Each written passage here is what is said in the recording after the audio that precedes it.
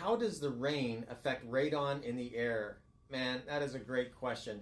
And it really doesn't affect radon at all.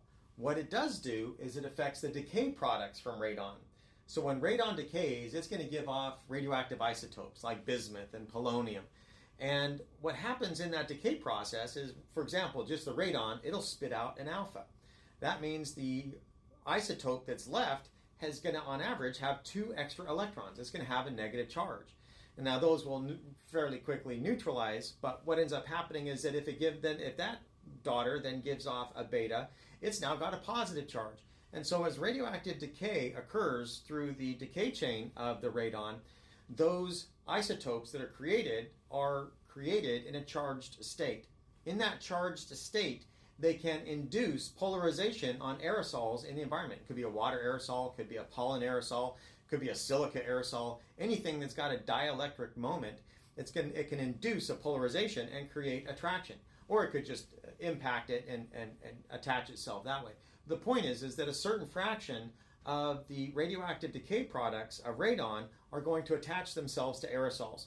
And once they are attached to aerosols, those aerosols are now radioactive, and you're breathing them right now.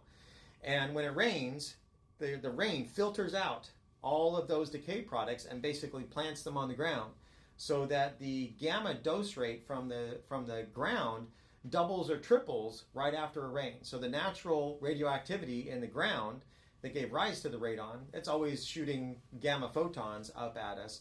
But the number that you have once it rains, if the radon has already become saturated in the environment, it's going to substantially increase.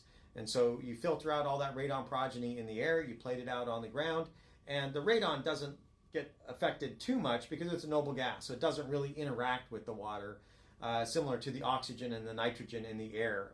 You don't get a lot of interaction with those in the raindrops. It's going to be similar. So great question. I hope that the answer tickled your brains and taught you something really cool. And I hope you all have a fantastic day. Thanks for watching. Bye.